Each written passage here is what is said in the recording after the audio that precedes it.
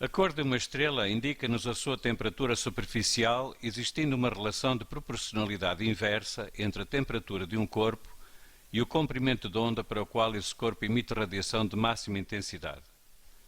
Selecione a opção que contém os termos que devem substituir as letras A, B e C, respectivamente, de modo a tornar verdadeira a afirmação seguinte.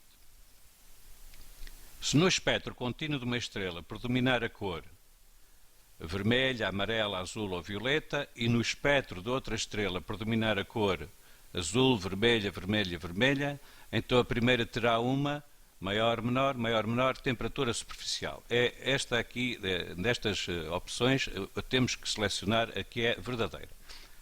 Mas vamos fazer uma pequena abordagem a este assunto no aspecto teórico.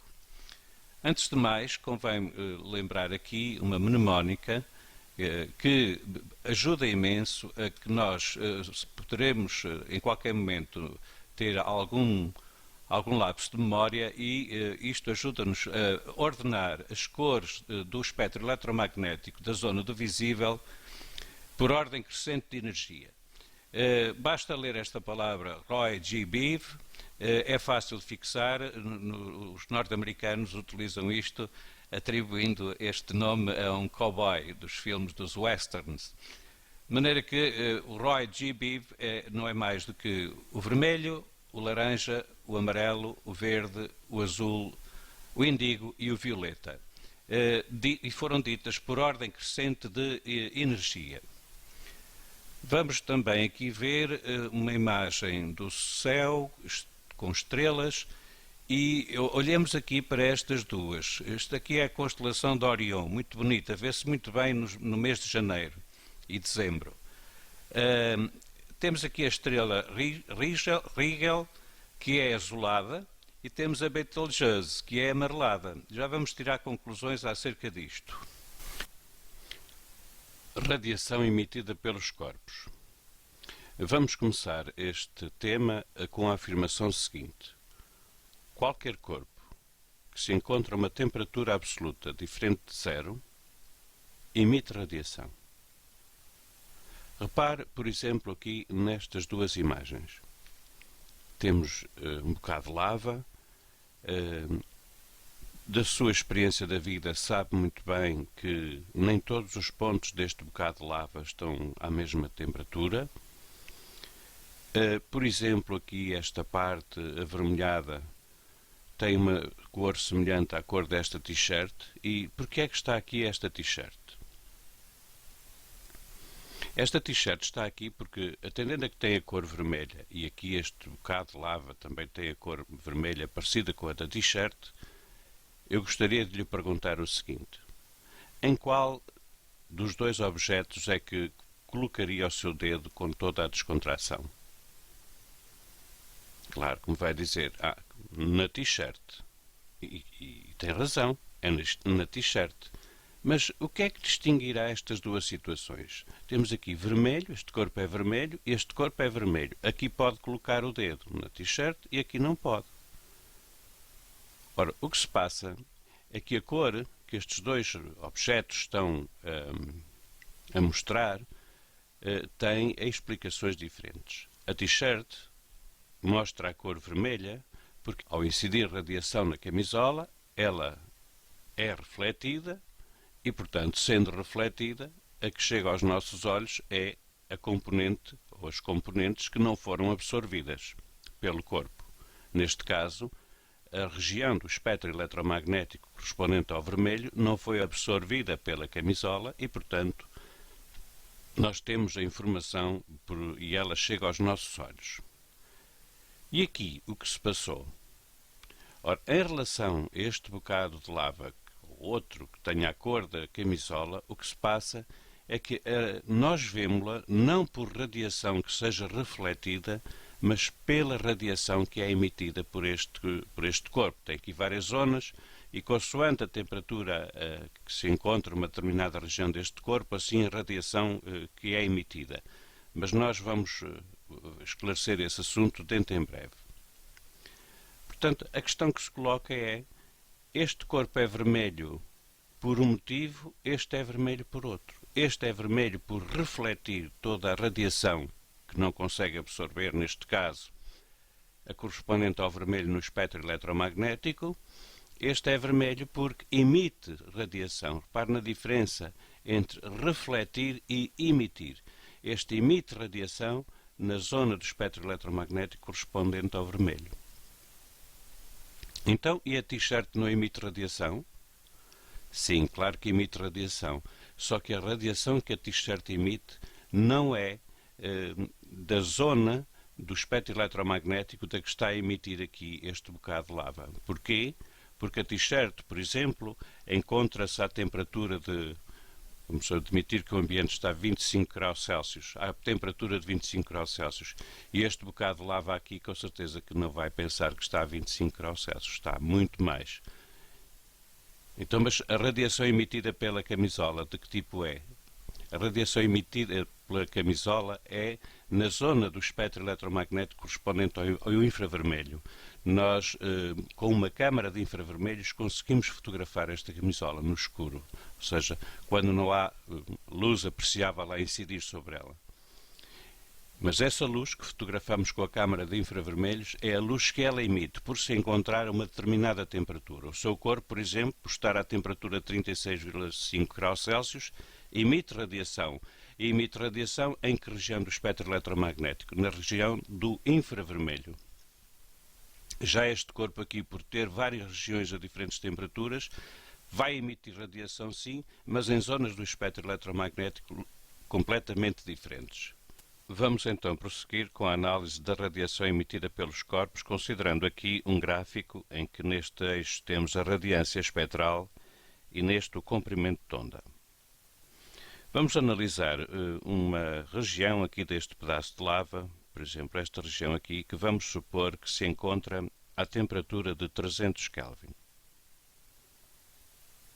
Se construirmos o gráfico da radiância espectral em função do comprimento de onda, vamos obter uma curva deste tipo para esta temperatura, 300 Kelvin. Mas afinal, o que é a radiância espectral? A radiância espectral é a intensidade da radiação emitida por este bocado do corpo que está, por hipótese, à temperatura 300 Kelvin, portanto, a intensidade emitida para cada comprimento de onda. Por exemplo, aqui temos uma intensidade emitida correspondente a este comprimento de onda. Aqui, neste ponto que está assinalado a vermelho, temos uma intensidade emitida para este comprimento de onda. Este ponto está aqui de propósito para significar que é aqui que se localiza o máximo da intensidade emitida para este comprimento de onda. Aliás, para todos os comprimentos de onda. Em qualquer região que nós analisemos este gráfico, é aqui, neste ponto, que a intensidade é máxima. A intensidade de quê? A intensidade da radiação emitida por esta parte do corpo que nós consideramos à temperatura de 300 Kelvin. E é aqui que é atingida a intensidade máxima da radiação emitida. Tem muita importância, como veremos daqui a pouco.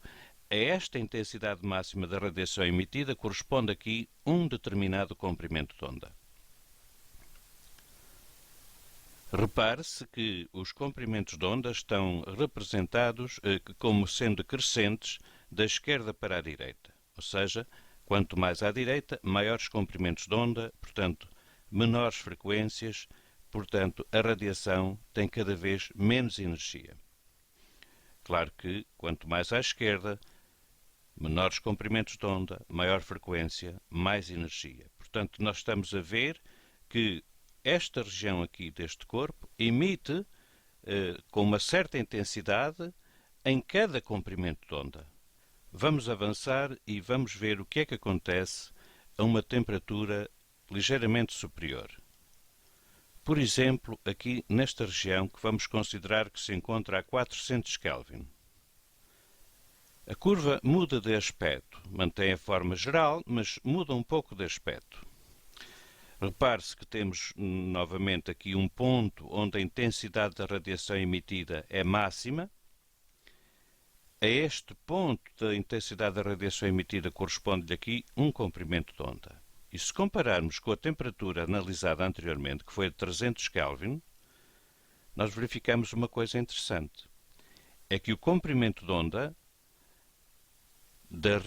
da intensidade da radiação emitida para 300 Kelvin é maior do que o comprimento de onda da intensidade máxima emitida para 400 Kelvin.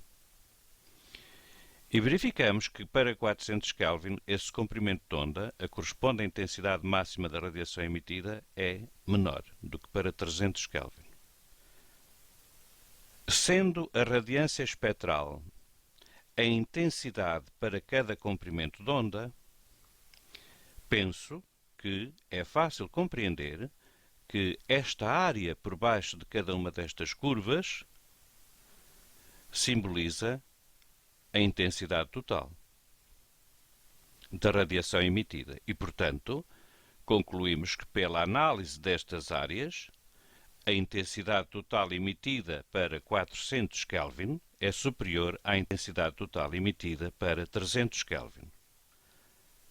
Penso que é intuitivo. Se o corpo está com uma temperatura em relação a 300 Kelvin superior em 100 Kelvin, com certeza que a intensidade da radiação emitida é maior. Vamos continuar a análise e vamos agora debruçar-nos aqui sobre uma temperatura um pouco mais alta ainda, 500 Kelvin.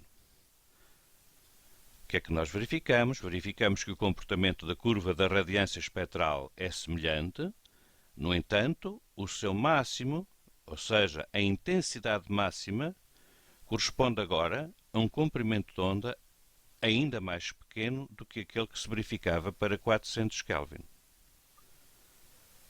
A intensidade total, claro que aumenta, porque é a área compreendida entre este gráfico dos 500 Kelvin e o comprimento de onda.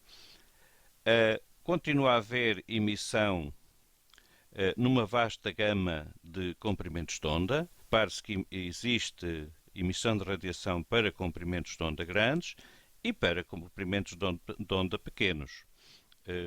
Continua a verificar-se aqui que existe aqui um máximo da intensidade da radiação emitida para este comprimento de onda e, como já foi analisado atrás, continuamos a verificar que esse comprimento de onda, à medida que a temperatura aumenta, tem a tendência de se tornar cada vez mais pequeno.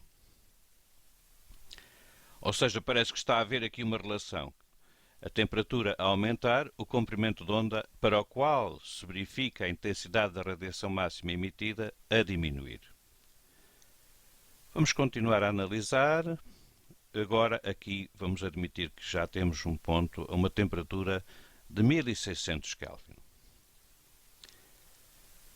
O comportamento da curva da radiância espectral é semelhante aos outros, mas temos novamente aqui esta tendência. A intensidade da radiação emitida no seu máximo corresponde a este ponto e este ponto corresponde aqui em relação ao comprimento de onda, um comprimento de onda mais pequeno do que a 500 Kelvin. Ou seja,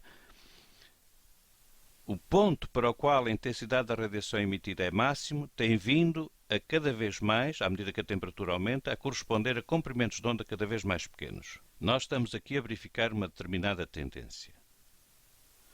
Já voltaremos aqui, mas vamos analisar um aspecto interessante.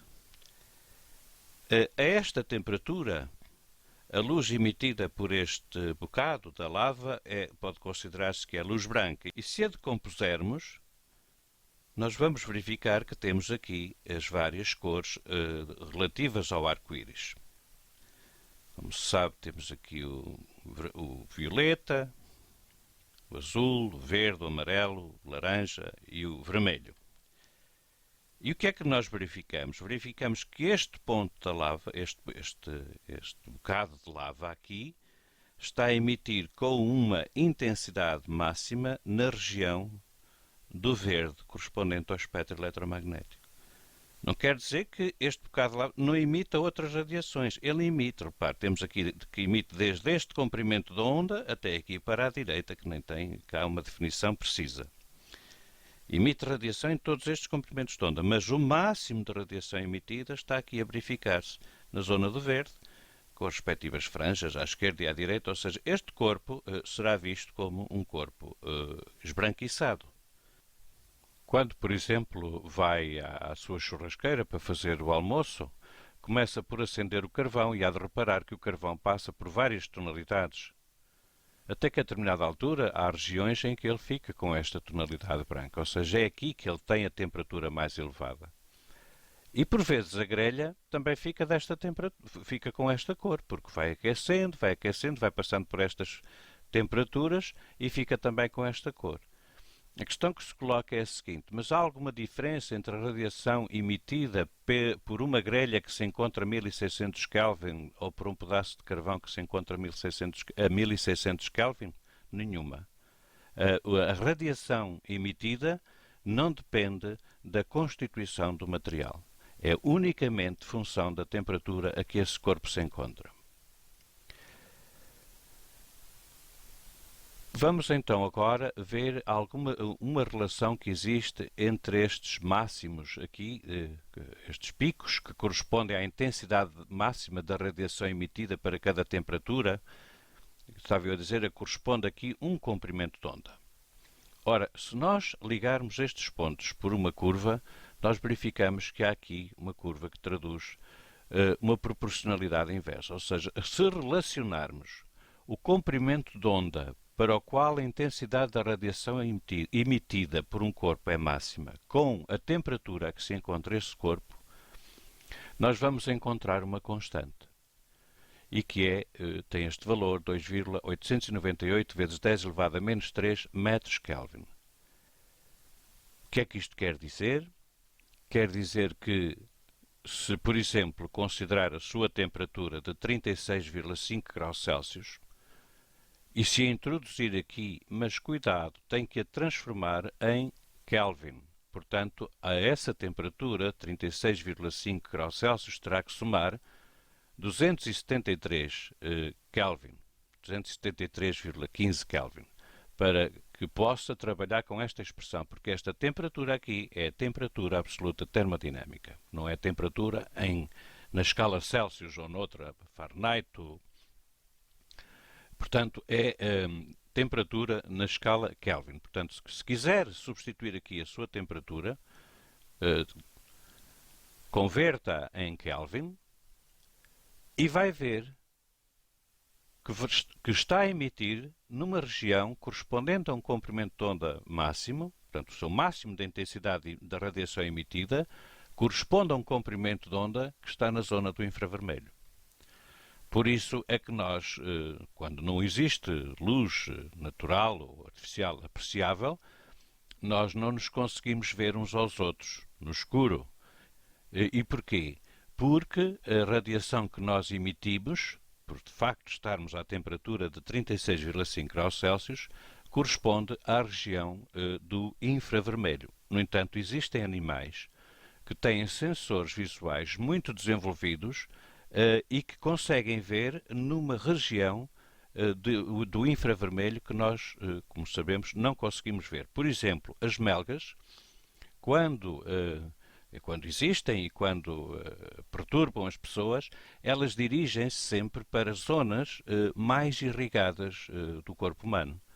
E, se reparar, essas zonas mais irrigadas do corpo humano são aquelas que se encontram a uma temperatura mais elevada. Por exemplo, algumas cobras, já deve ter visto em programas de televisão, utilizam sensores de infravermelho, por exemplo, para capturar as suas presas. Portanto, este assunto é muito interessante. Repare que pode servir, por exemplo, para identificarmos a cor, aliás, a temperatura a que uma determinada estrela está. Em janeiro e dezembro, nós aqui no nosso hemisfério vemos com muita nitidez, depende da atmosfera, mas em princípio se estiver transparente, vemos com muita nitidez uma constelação chamada a constelação de Orion. A constelação de Orion tem lá duas estrelas. Uma é a Rigel, que é azulada, e a outra é amarelada, que é Betelgeuse. Nós, através dessas cores que as estrelas emitem e aplicando a lei de Wien, nós conseguimos saber qual é que se encontra a temperatura mais elevada. Repare que a Betelgeuse, por ser amarelada, tem um comprimento de onda maior, do que a Rigel, por ser azulada. Repare, o amarelo está aqui O azul está aqui. Isso traz como consequência o quê? É que a temperatura da Betelgeuse é inferior à temperatura da estrela Rigel. Portanto, este é um assunto riquíssimo que dá para interpretar muitos fenómenos do dia a dia. Talvez mais coisas houvesse a dizer, mas o essencial penso que foi aqui dissecado. Vamos então responder a esta pergunta. Ora, se no espectro contínuo de uma estrela predominar a cor vermelha, está aqui, e no espectro de outra estrela predominar a cor azul, a primeira terá uma temperatura, obviamente, menor. Se predominar numa a cor amarela e na outra a vermelha, amarela e vermelha, a temperatura de quem? A primeira terá uma temperatura, é evidente que maior, porque o amarelo é uma radiação, em termos de energia, com energia superior à do vermelho. A linha C. Ora, se na primeira predominar a cor azul e na segunda e na outra a vermelha, a primeira, de facto, tem uma temperatura superficial maior. Portanto, esta é a opção correta, pelo que nós já vimos até pela lei de Wien. Aqui, violeta, vermelha, portanto, violeta numa, vermelha na outra, violeta, vermelha. Não, a violeta tem uma temperatura superficial maior. Portanto, a opção correta é a linha C.